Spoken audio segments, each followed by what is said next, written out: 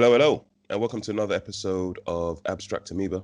Today's the 13th of July, 2021. Although June, it actually, by the way. June. Whoa, sorry. Apparently, I'm in some sort of weird Time. time vortex or something. Yeah, June. So Please today, tell us from the future. well, You need to tell us those lotto numbers, man. Unfortunately, obviously, lottery is no longer a thing because we're now in a post-apocalyptic future due to COVID running rampant. But today we'll be discussing racial inequality and just basically fairness. So I guess who wants to start with this hot topic? Mike, have you got anything to say on this one? Cool. Right. So obviously, hello again. For me, one thing I want to say, as a kind of disclaimer, and I think it probably goes for all of us, is that I will admittedly say that for me personally, there's much I still have to learn about American history. So much of what I'll be speaking about, or I may touch upon, may not necessarily go as deep as we could possibly go, but it's a process where we are always trying to learn and we're trying to deepen our understanding and our knowledge of various histories, whether it be American history or we think about maybe the European context or the British context or whatever. So just as a disclaimer to put that out there, which means that there may be sort of trigger points that some people may take offense to or even be in disagreement with, and that's fine. That's completely fine. What we want to do is try to have a conversation where we can be as candid as possible with what we know, and obviously if we learn anything new that will ultimately change or adapt our opinions as they stand today, then we're open to it. And I think I just want to sort of put that out there, because when we talk about racial inequality, we talk about things like the notion of equity, we talk about even the concept of reparations, all these things that we may cover. There are so many differing opinions, so many knowledgeable people on the subjects, and so we're just sort of based upon what we've read, what we have researched, we're just having our take on it. So with that being said, I kind of wanted to start at the place of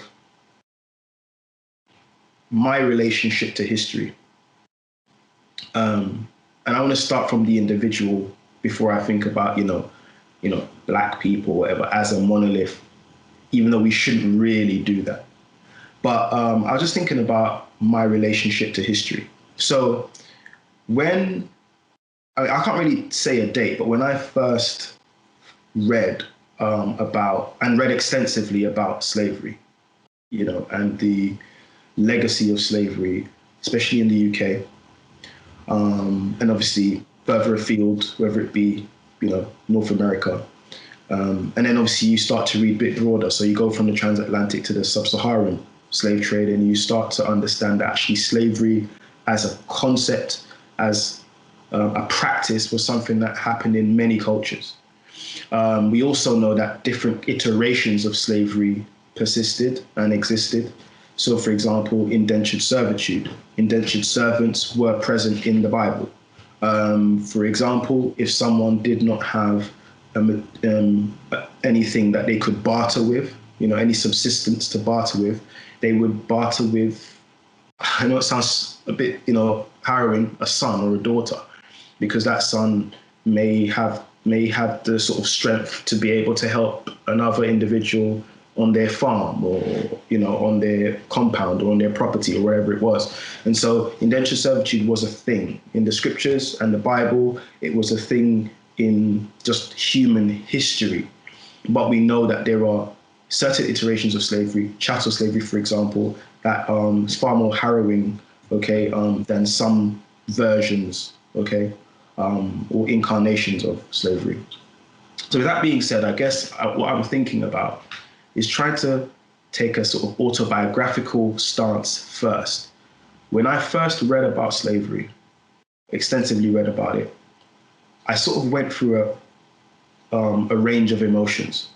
So the first time I read about it, I felt a sense of anger, basically a sense of rage. And it's interesting because I was reading Ta-Nehisi Coates' book, Between the World and Me. And there's an actual section where he talks about feeling a sense of rage, when he thinks about all that Black people have endured within North America. So for me, I experienced a similar kind of rage, so a kind of anger. But after I felt that sense of anger, I then realized, well, I don't really have anywhere to direct this anger, because people that perpetrated those crimes against humanity are no longer here. So who is the true face, of that wrongdoing or that injustice? It's too easy, I think, to point to our white counterparts and say, you are the cause, or you are the reason as to why, my ancestors, or, my great-great-grandfather or whatever endured the injustices that he endured, because they're far removed from it. So I then had to try to reconcile with history. And in that reconciliation, I have to bear in mind all of the multiplicity of things that have occurred to ensure that I am where I am today, if you know what I mean. So, for example, yes, I originate from Jamaica, but I was born in Britain. Most people in Jamaica can trace their ancestry to West Africa, Gold Coast, Ghana. However, those people that are Jamaican would say that with a sense of pride. I am Jamaican. Likewise, I can say with a sense of pride that I'm British. But I'm also of Jamaican heritage, which is something that I love my Jamaican heritage. So the point I'm trying to make is, it's just bearing in mind that, yes, colonialism is a real thing. Slavery happened. Colonialism happened. There was this sense of an intervention, obviously, of the empire, of this sort of imperium, let's say, into, the West Indies, into Africa. We know that. But we also know that the story is not clear-cut, that it's quite complex, that we had chieftains on the other side, especially in the continent, that were also willing to give people away as slaves. We're aware of that. We're also aware that there was also agreements made. It wasn't simply, subjugation by the sword. It was also through talks or through trade. Sometimes it would be duping the quote unquote natives. Other times it would be across, let's say, the proverbial table, talking. Sometimes it would be as a result of infighting or war. Maybe not infighting, sorry, but as a result of war or battles. But the point is, it's the history of slavery, and obviously post-colonial history as a result, is a huge knot to unravel.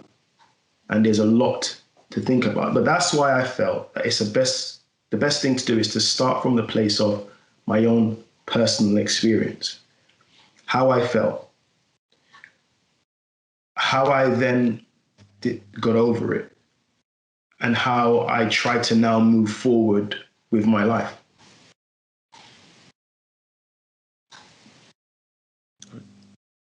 Well said, man. Well said. And I think that's a very complete and mature way of approaching it. I think, similar to yourself, I would say probably every Black person goes through that period of one day reading through a history book or reading through certain documents and realizing that there's some nasty things have happened historically. Or watching Roots. Or watching Roots. Exactly. That could be it. You watch Exactly, man. Is that what really happened? Kunta Kinte. Is that what really happened? Oh, man. And Man, like, I know that I know that there are some people. I know that there were some people that would also challenge that, to be very clear in saying, but that's not the entire history. And I think it's correct in saying that, because slavery is not the entire history of Black people or the world, of humanity. And sometimes history textbooks have a habit of starting there when it comes to Black history. But in terms of the personal side of things, growing up, particularly in the UK, I do think that, particularly in the UK, we have a slightly different series of race relations, particularly in cities like London, which are typically white mixed, and areas like the areas we grew up in, which, for people who don't know, is in a borough called Brent in London, which has a lot of multiculturalism, a lot of diversity. So growing up, it wasn't alien to us to see other Black kids, to see Indian kids, to see Chinese kids, as well as white kids. We kind of grew up with a very multicultural lens. Our childhood was essentially the Benetton poster, essentially. And just not as fashionable. Well, I suppose you could call it. Well, okay, come on, Actually, to be fair, if anyone ever sees pictures of me as a 14, 15-year-old or whatever, yeah, fashion, nah.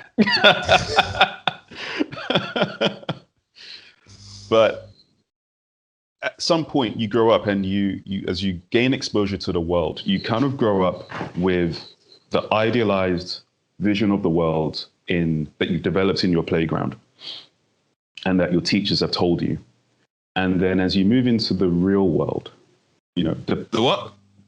The real world. Welcome to the real world. But as you move into it, you start looking around. And even though you may not be the recipient of explicit forms of either racism or negative behavior, you start looking around and you start asking questions as to, why is every person who works in the cleaning team here an ethnic minority? Why, am I the only Black person in this entire team or this entire department? You do ask those kind of questions. And, if you're following through in that form of questioning, well, why, and why this, and why that, it's very easy to end on a conclusion of, oh, well, it must be because of their race, right? And I think that is too easy an answer to fall on, just as racism is too easy to use. The colors of our skin is a very obvious thing. It's a very obvious marker, even though as humans, we're all the same. We've all got our 48 chromosomes and our double helix DNA. So it's, on the one hand, too simple, but on the other hand, it's quite prominent.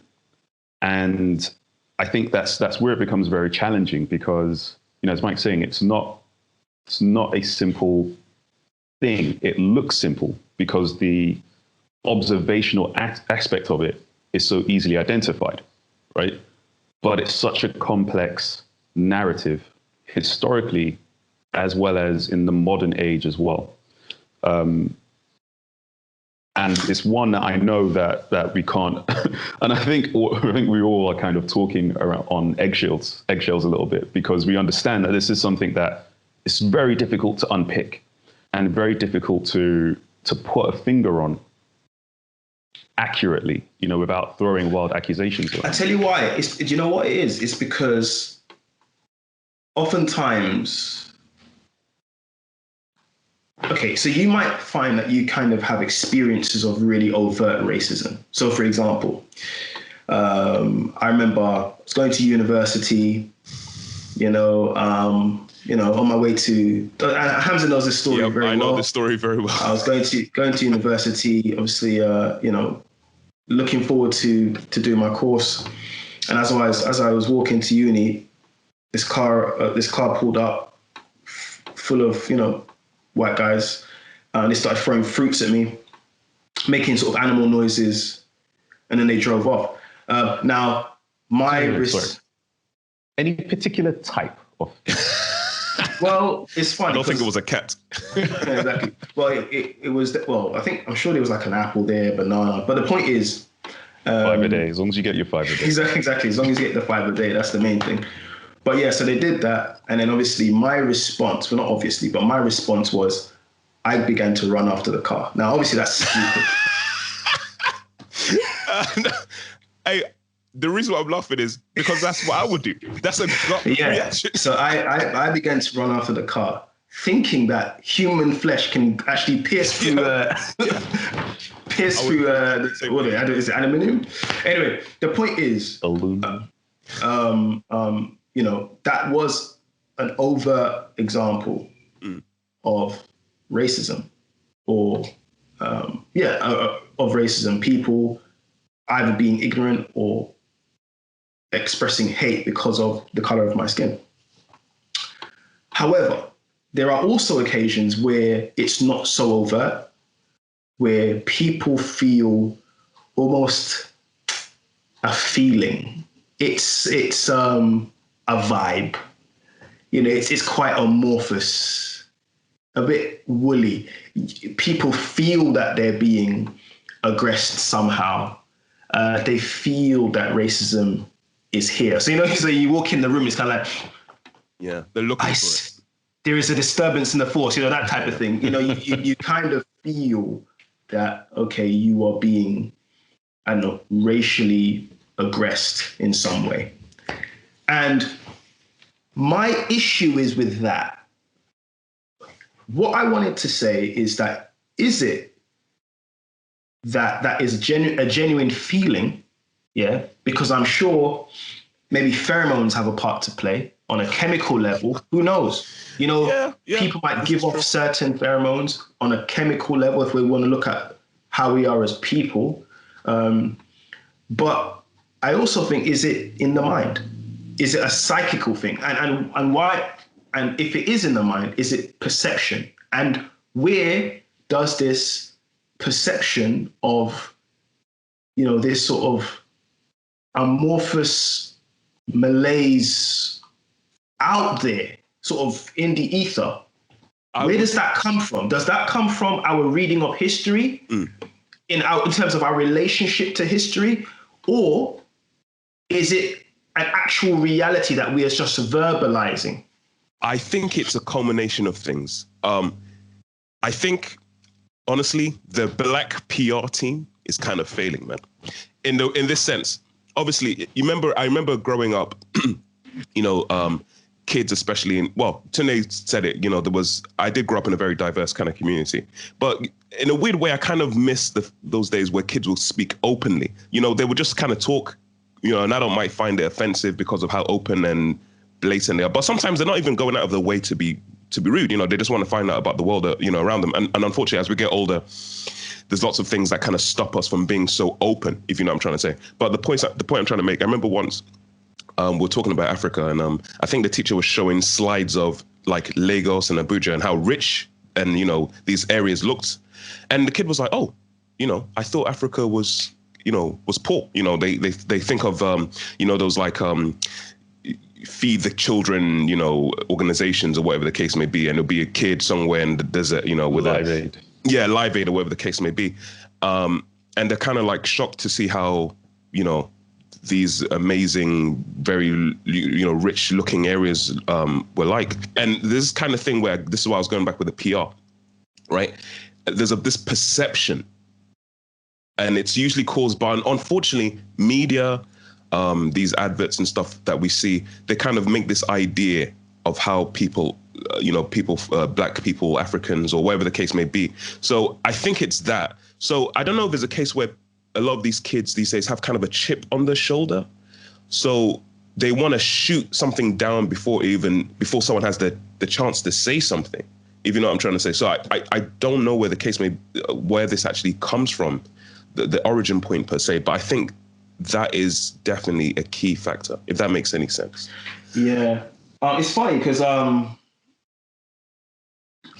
one of the reasons why I'm really kind of drawn to this idea of the psychical, and it's funny because even as I'm saying this, I know that it might just sound like, oh, this is some guy intellectualizing something that some people are, that we all may have gone through, or some people are currently dealing with. And we're sort of intellectualizing something which is a real sore point and soft area or sore area for many people. But I want to really come back to the fact that, is this in our heads? Is this because of our relationship to history? And what I mean by that is, because we are aware of the past and what has happened, that we, in order for self-preservation, we would rather be the people that are knee-jerk in our response, that are quick off the draw, before actually truly understanding and perceiving a social interaction. Yeah. Hey, man, it's like Dead Press said, man, rather attack than not react, man. That's what I'm saying. It's that whole thing where they have to get that guy. I have to get them before they get me, before I look like a fool in front of these people. I have to get them. I have to educate them. You know what I'm trying to say? So unfortunately, that brings us some sort of, I mean, if you come in with that attitude into any type of scenario, there's going to be some kind of negative vibes anyway. If you know what I'm trying to say, it's the whole, like I was just saying a couple of seconds ago, if you look for something, chances are you're going to find it. If you know what I'm trying to say. So I think there is that. I think we'll all here at some point have kind of helped mentor or spoken to young Black people within our community and stuff. And I feel sometimes there is this feeling. Again, this is just me and some of the kids I've, spoken to, that, maybe white people, other races think of us a certain way. And I get it. I get how they can think that. How many times have we all here experienced you're more well-spoken than I thought? I've had that several times. So there is sometimes this, you worry that you're thought of in a certain way. And it took me a while to kind of be comfortable with who I am, if that makes any sense. I think it did. I think to some extent we all have to go to that journey. We have to go through that journey. And unfortunately, we don't necessarily wear that on our faces, the fear of being fit in or being perceived a certain way. But I think it's definitely an internal dialogue we have with ourselves constantly. Mm-hmm. And it took me a while, as I said, as I got older and mature, to be, hey, this is who I am. Unfortunately, if you don't like it, I'm not trying to be any other way. This is just who I am. This is how I speak. This is how I emote. This is how I express myself. And whatever you feel a Black person should have behaved like, that's clearly your issue. And maybe, if you want me to talk to you and educate about certain things, that's fine. We can have that discussion. And I think most people, like, for example, the term colored, right, is a term I find kind of old school. I don't think it's a very appropriate. But if someone was to call me that, I wouldn't be like, oh, what are you doing? I would educate you on it. I'll say, hey, man, that's a bit antiquated, blah, blah, blah, blah. But I get it. Some Black people might hear that and boom, they're already in defense mode. They're ready, I have to take this guy down. Yeah, because the assumption is that people are guilty before being proved innocent, as opposed to the opposite. Exactly. And I feel like sometimes it's important to give people the benefit of the doubt. But we do know that, things like implicit bias or whatever occurs when you have had an experience before, which begins to color the way in which you see things. And so you begin to see through that lens. So if someone even says anything in the ballpark of what you had previously experienced, red flag, they were racist. Or red flag, that person is clearly prejudiced towards me. Or red flag, that person is an aggressor. That's a racial aggressor right there. Yeah. And I think it's almost perhaps what we need to do in some of these occasions is to kind of slow ourselves down and slow our thinking down, try and think a lot of these things through.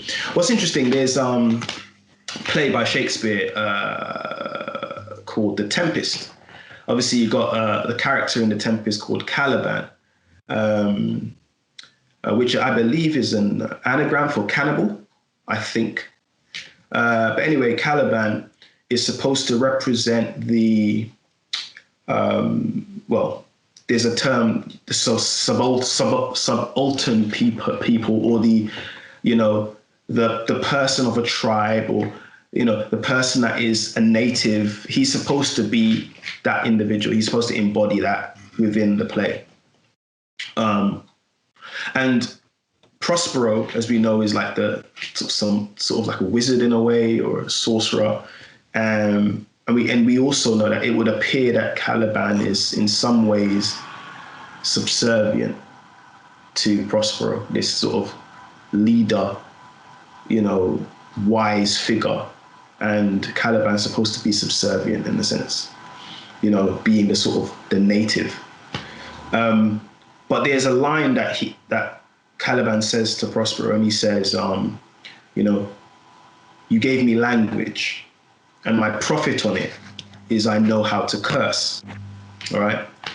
So in other words, it's the acknowledgement in that line, it's the acknowledgement of the process of colonization, but it's the colonized letting the colonizer know that I still have agency. And with this language that you've imposed upon me, I can still you out. Now, here's the thing. I don't think it's as simple as cuss you out. I think I still have a voice. I still have a voice. I still am a person. I still have emotions. I still have a lived experience. And so because of that, this language you have kind of, like I said, imposed upon me, or I can use it as a weapon. I've made it my own. I've made it my own, and we can see, whether it be through things like poetry, through things like hip hop, things like spoken word, that Black people of all shades and so on have made a language which some would argue is European. Okay, they've made it their own. They've found beauty out of an inheritance that was kind of you could argue was not theirs. Now, and I say that in inverted commas because there's a bigger conversation to be had about language and whether or not we are truly in control. Like, is anyone really in control or master of language, or is it something that we simply just inherit, we fall into, almost like you are taken away by the tide of it? It's that powerful. No one commands language in a sense. You learn to use it effectively, proficiently. But language is also almost an elemental force in and of itself. And so you could argue that, yes, did Prospero truly give you language? Because who gave Prospero that language? Prospero is also subservient to the elemental force of that language. So anyway, the point is, we might be getting a bit too, in murky waters here. But the point I'm trying to make is that, for me, that sort of psychical part is really important. And I think even when we go into the realms of like mental health, especially mental health in the Black community. Oh, bro, I've got so much to say about that, man. Seriously, but sorry, but I'm just thinking, would you argue that some of it, like I said, could be due to familial situations when you're growing up.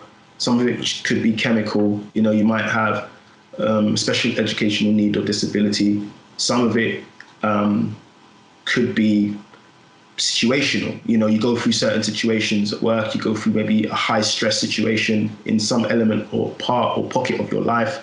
And as a result, there are certain maybe examples or instances of mental ill health. But I also do think that our mental health is also affected by the way in which we are situated when it comes to history and how we see history, how we see ourselves. Yeah. No, I totally agree. Yeah. So I was just going to say, right, there is a narrative, and we did speak previously about representation and how having some agency over how your story is told affects, your outlook on your life, and your view of your self-worth. I think that's definitely valid, but it can't all be just a psychic element, because as we all know, we're all big boys and girls here. We know that there are actual instances of disparative treatment for Black people or Asian people. But what? Just to sorry to stop your sort of what you're going to say to me. But I was just going to mention though that the psychical doesn't necessarily mean that it's make believe though. No. Well, because what I'm saying, that the psychical for me points to the reality of mental health and mental ill health, and you can be you can be confronted with the reality of your past and what your ancestors have endured, and I'm just asking, is there a correlation between that knowledge being unearthed and that feeling of rage, or that feeling of being a victim, or that feeling of being helpless, contributing to mental ill health within the Black community? That's all I'm saying. I'm not saying that it's a fake thing. I'm not saying it's fake and it's just in the mind. I'm saying it's a real thing. I'm saying it's that real. Sometimes I know people like that. It's real. I'm saying that when you feel racially aggressed, it's a real thing. But I'm also saying that, is there a correlation? Is it fair to say that there is a correlation? Might not be a direct one, but is there an indirect correlation between being racially aggressed, mental ill health? Yeah. Understanding your history, mental ill health. I mean, I would say there is. Yeah. And if we look at typically with victims of abuse, right, in, let's say, domestic abuse, they tend to develop issues and abusive relationships later on in life, right? If we were to use was it John Bowlby, the attachment theory, how that emotional connection, your emotional bonding at a young age goes on to affect your emotional connections in the later part of your life. I think the same is true culturally, whereas wounds in a cultural sense, in a historical sense, will go on to affect how you develop culturally later on in life. And so, I think there is a strong correlation. I think they are not even correlation. I think they are interrelated. That history plays into that sense of what's the word? That history affects how you perceive yourself. It creates an additional sense of pressure, an additional sense of stress, particularly if you have been abused, let's say racially, and you're not in a position, you don't have enough authority to do anything about it. And you understand from the history that this is something that's occurred over time. And it gives you a sense of helplessness, which we know is one of the strongly associated feelings with things like depression and high stress levels, a sense of being unable to have any agency in your life or the decisions that you make, right? So I think I think they are interrelated. I think they play hand in hand, and I'm quite positive, even a shallow look into some data points would confirm, that interrelation between employment levels and depression levels, not just in Black people, but in any demographic, right? Go on, sorry. Yeah, no, because I just wanted to really get onto this thing of so people perceive it, and we can't control what people perceive. If someone reads a book and they develop a perception of the world, fair enough. But there are, as we know, there are contemporary real world examples of what appears to be unequal treatment between people. And what that then does is reinforce, if you are coming into here with a negative perception of yourself, or you have a view of the world that the system, the world, is against you because of the color of your skin, and then you see a particular story, whether it's England players being booed for taking the knee, or all the headlines written about Meghan Markle, or whatever else it's going to be, right? That is just going to reinforce that perception that you have. And if you are a person who is struggling with mental well-being, that's only going to push you further down a road of that feeling of helplessness. And it's from that point, it becomes that rolling snowball effect. It gets worse. And, I guess, I don't know, maybe there's a solution. Well, the solution would be if everyone could just stop being racist. Just make it go away. But no. Yeah, you made a point. I mean, they read articles like that. See, they're after all of us. I told you. But it's the thing. As I said previously, I've seen people like this. They develop a complex. It's in a weird way, kind of like a short man syndrome, right? They feel they have to always prove themselves. Like there's this, as I said, a chip on their shoulder, because it's years of being told that they're second class to some degree, or they perceive themselves as, my ancestry, what happened to them? And I think you mentioned this earlier. It seems like most people believe that the origin point of black people was black people came into existence through slavery. There was cultures before that. There was kingdoms before that. And a lot of people don't really understand there was a whole history that, going back thousands of years before the slave trade happened. And unfortunately, a lot of black kids believe, okay, this is where my origin point started. So they take on that almost shame, if you will. And yeah, it does run through their lives. As I said, I've seen people like this. And I think it kind of goes two ways. You get people that have grown up like this with this shame, and then they start to empower themselves, and they almost become radicalized. I've seen kids like this as well, like, yeah. And it's like, whoa, chill. Now you're in a weird way, you're turning into that stereotype. Yeah, you're turning into that guy. So, yeah, you know what I'm trying to say. And I think we all know guys. I know guys like that. So it's like you have to be very aware. If there's always an opportunity where someone is coming to you with some perceived racism, or even if it is racism, first thing you should do, as Mike said earlier, step back. And if there's an opportunity to educate, always go for that. Obviously, you'll find out their intent as you speak to them. What's this guy trying to prove exactly?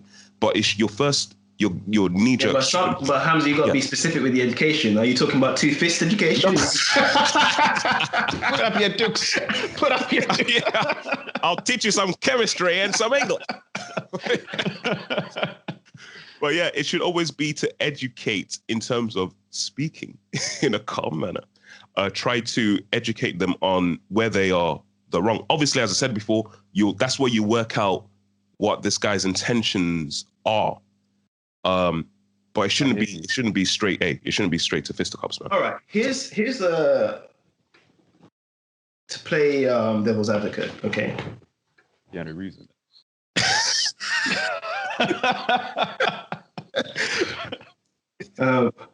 So I hear what you're saying, Tunde, because what you pointed to was the reality of disparities within the world, and perhaps even disparity within the black community, as opposed to, or when put against, or when pitted against another community, let's say. But are we sort of misreading what equity is supposed to be? Because I don't know if you've seen that poster. There's this poster where you've got three people, right? And you've got one person who's really tall, and I think they might be watching a football game. I don't know if you've seen it. There's one person that's really tall, and he can see over the barricades, or the barriers. Okay, he can see over the barricades. Get back. So you can see over the barriers. You've got someone who's of a sort of medium height, and they can just see over the barriers. Basically, but you can only really see their eyes, maybe the tip of their nose. And you've got one person who's quite short, and they can't see at all. And I suppose the solution to that would be to give the short person quite a big box so that they can stand and actually see at the same level as the tall person, and the middle person maybe a smaller box than the smaller person, but so that they all have that opportunity to see the game. But that definition of equity is but sorry, the real question is, why didn't these guys buy the ticket to get inside the stadium? Some kind of freeloaders, man. So you're getting it twisted. They're all in the game. They're all playing. No, they're all watching the game. But it's just that the barrier between the players and the people that are watching, for some people, it's too high. So that definition of equity, though, where we're talking about equality across the board, is to do with equality of opportunity. Yeah, so that they can all have the opportunity to see the game equally. The equality, but sometimes I feel that when people talk about equity and they talk about disparities first, and then they talk about a way to redress the disparity through equity, is I feel people think it's equality of outcome, not equality of opportunity. So where people would want to inject equity would be how all three of those individuals have perceived the game at the end of it, as opposed to the fact that they're all there with the opportunity to see the game from the beginning. Do you know what I mean? So I think, like I said, just to kind of throw a bit of a spanner in the works, what do you mean exactly in terms of this redress for racial disparities? Well,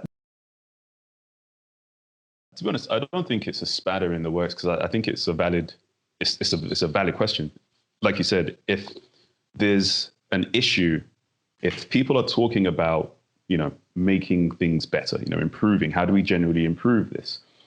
We can't all expect to have the same outcome. And like you said, I do think there are loads of people that when you talk about racial equality, what they are thinking is good, because I always wanted that Aston Martin. When that still may not be the outcome if we suddenly had our utopian Star Trek world. And this is it, because I feel like, put it this way, schooling, schooling is an intervention. It's an intervention. Well, for the most part, state schools are an intervention from the state. It's a way of ensuring that there is equity amongst all peoples. Yeah. So that basic level, so that all pupils, doesn't matter what background you're from, doesn't matter if you're not so rich or you are, or you're poor or whatever. It's a basic level of intervention so that everyone can get a sort of base level education. But then you can argue a private school, those with access to it, it's still not very fair, technically. Levels. Yeah, that's the thing. I get what you're saying. At a basic level, the majority of people they start from the same point. But even then, you can argue some kids have, better resources at their disposal. Okay. If you want to get into the nitty gritty, that's what I'm trying to say. But I suppose how I would push back against that is to say, well, isn't disparities just a fact of life? Yeah. No doubt. It is. Because remember, Tindy, we were talking about, well, this report is controversial anyway, but there was that report, I think there was the Conservative government, I think, asked for an independent organization to do a report on racial disparity. Yeah. Actually shambolic, if you ask me, but... Well, there's Hamza's opinion. I don't think it was comprehensive enough. That's just my opinion. But hey, yeah, you heard it. Well, to be fair, I agree. I read through the thing and I felt it didn't go deep enough. I felt it skimmed over the surfaces, and I felt there was a clear political bias in the report. That's how I feel. Put my cards on the table. How? Okay, the only thing I would say to push back at that is, how is it biased if it's an independent organization doing the research? So for me, one of the main guys, I can't remember his name now, but one of the main guys who headed it is not party political. I suppose you could even call him an independent. No, I hear that. But I think where I saw the bias was that, one, I looked at the wording that was used to describe the current government and certain members of the current government who represent ethnic minorities. So in particular, the Chancellor of the Exchequer, Rishi Sunak, Foreign Secretary Priti Patel, and several others, I think Business Secretary Kwasi Kwarteng, all positive and all held up as examples of how ethnic minorities can successfully be integrated, or successfully participate in British culture and British values. But incredibly dismissive of other MPs like Dawn Butler, or all the other various like MPs of. In what way? They weren't mentioned. You know what I mean? They weren't mentioned. Wait, hold on. So, are you saying that you're questioning the legitimacy of this report based on the fact that Dawn Butler wasn't mentioned? No, not just solely based on whether they name dropped Dawn Butler. The point I'm making is that it's quite interesting that the positive examples are all current members of the serving government. Of the serving government. Yeah. Members, Priti Patel, for example, has been found guilty of bullying. So not exactly a great example. Yeah. It was just weird to me, man. It was just a weird and wait, not exactly a great example of what? of someone who's doing their job well, man. If you've been done for bullying. But anyway, I think even that aside. But then again, though, if you want to. Okay, I'm not saying that she wasn't bullying, but you got to remember as well, Priti Patel is in an environment where you have quite a lot of, the presence of male leadership. Yeah, I hear that. So, like Thatcher, you have to, she probably saw it fit that she has to portray herself, in a certain way in order not to be walked over. You have a point, and that was the benefit of the doubt I gave her initially. But that being said, this has been consistent. There's been more than one person to say this. A guy as well. I mean, you know the deal, the bravado. For a guy to come out and say, "Hey, man, that woman's kind of bullying me," that's kind of a big deal if you ask me. So I don't think that's an excuse either, man.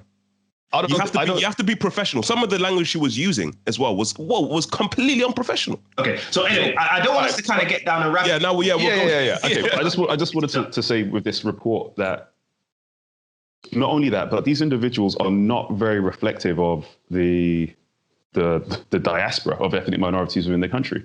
They're highly educated people from wealthy backgrounds, right, who have managed to become politically successful. I'm not sure.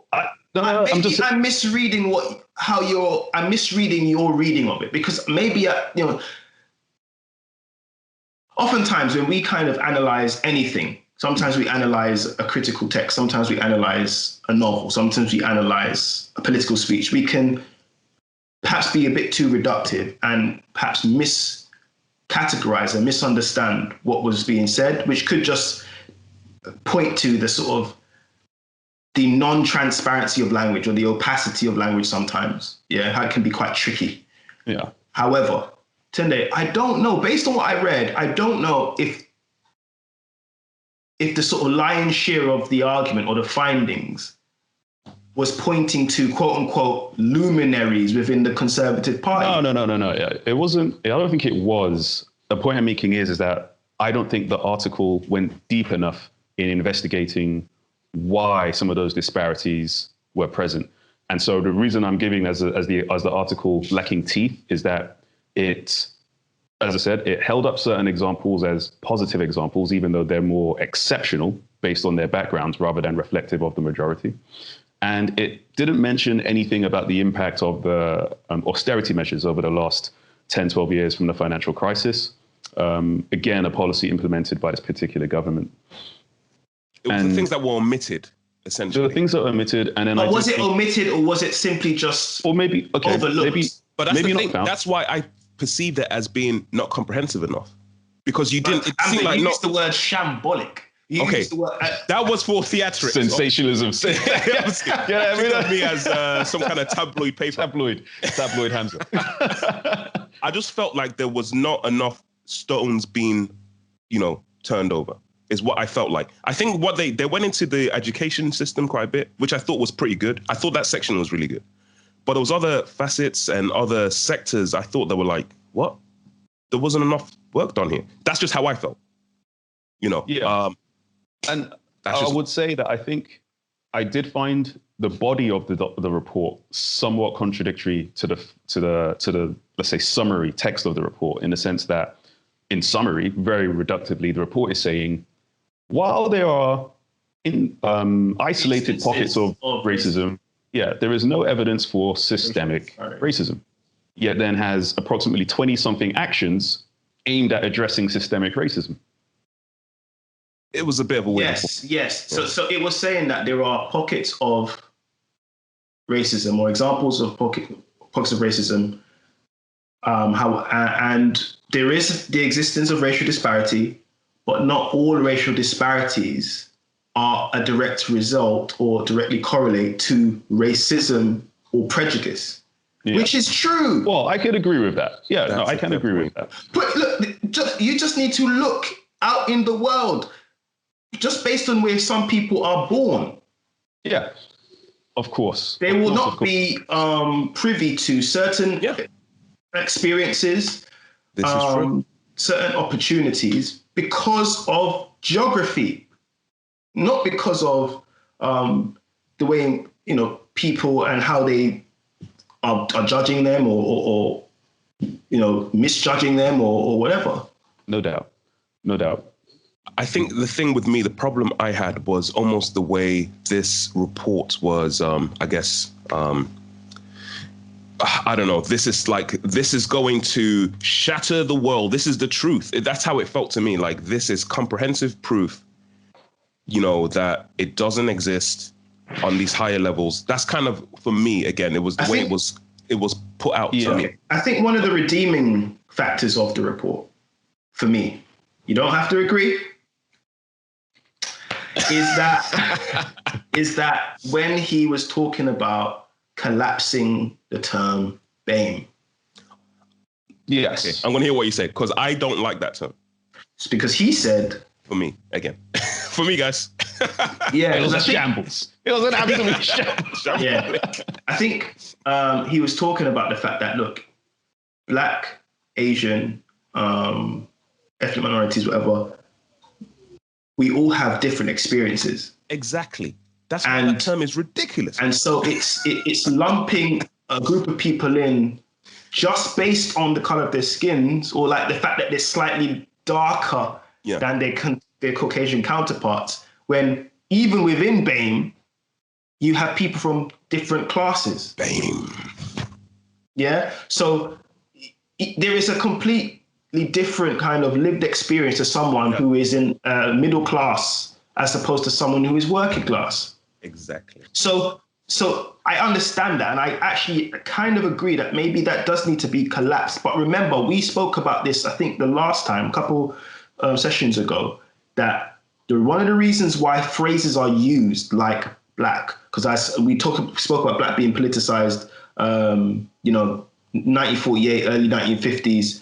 We speak about, African American being used to sort of encapsulate, a whole people. It's almost like to create a monolith, to create a sort of, one big sort of edifice, that grouping a whole group of people at the sort of, while sort of dismissing their individual lived experiences. But we also said that the reasons why these things are used is oftentimes it's a shorthand, it's a catch-all, it's a way of dealing with really complex issues or complex topics better. It's a way of grappling with different issues in an easier way. So, yes, I actually completely agree with the sort of collapse of BAME. But at the same time, I'm not going to deny that BAME may have had, I don't know, political expediency Which at certain time. Understand. I completely agree with you. But you also addressed the one of the issues I had with it was the fact that, I don't know. I'm trying to think of say a black family in Kensington, right? Doing very well, middle class. Their experience is going to be completely different to a black family that's, I don't know, like one I grew up in, like a one in Halston with a single mother, if you know what I'm trying to say. Completely different people. Again, with the Asian community as well. Different, totally different. Yes, you can argue a whole thing with what you're saying with black, but the thing with black is it's still one group of people. Granted, yes, they're all from different walks of life and so on and so forth, but it is one group. But hey, that's another thing, I suppose. I think another thing, actually, it's funny, sorry, Tunde, another thing that I suppose, because I know Tunde had said before that he feels that the report sort of vilified victims.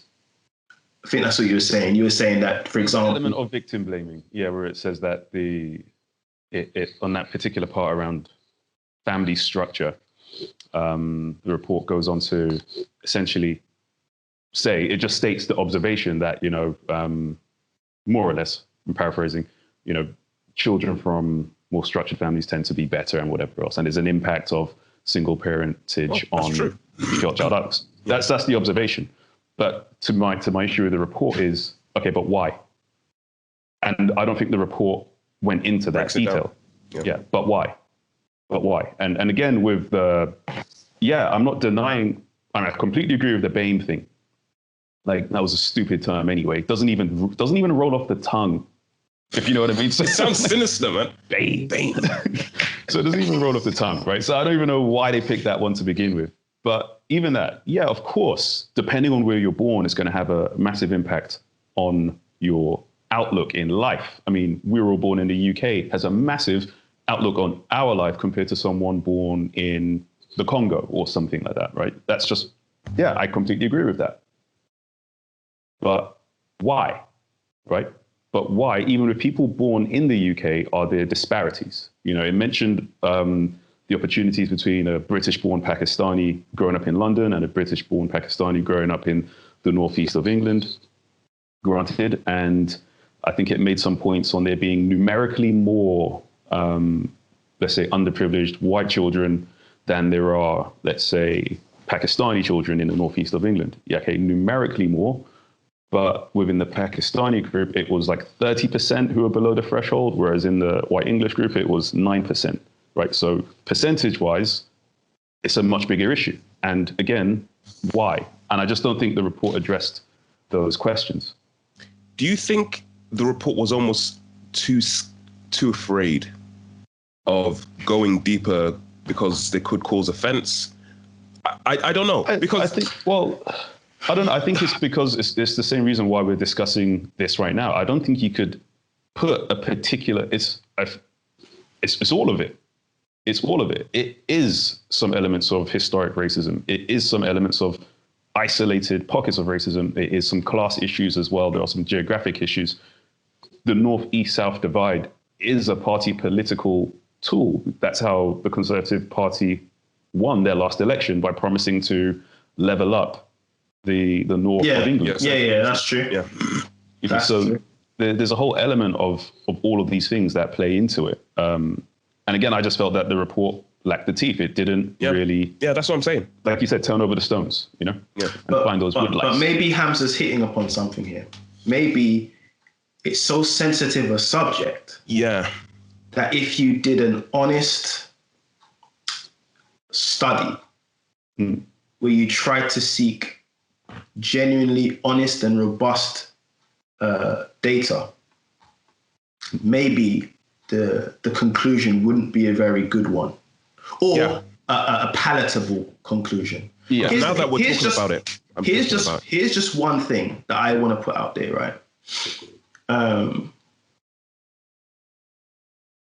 Before I even go there, one of the things that the report said, which actually made me feel really disheartened. So it made me feel encouraged but disheartened at the same time. So that I was encouraged because it spoke about Black African boys. And Black African boys actually doing a lot better in the classroom. Actually, they were improving. Yeah, yeah, that's one thing I was like, okay. Which was actually, okay, cool. But what's happened now is that black West Indian boys, or with a West Indian heritage, Jamaican heritage, whatever, they were doing really badly. In fact, they were at the bottom of the class. And the question is, Why? Why?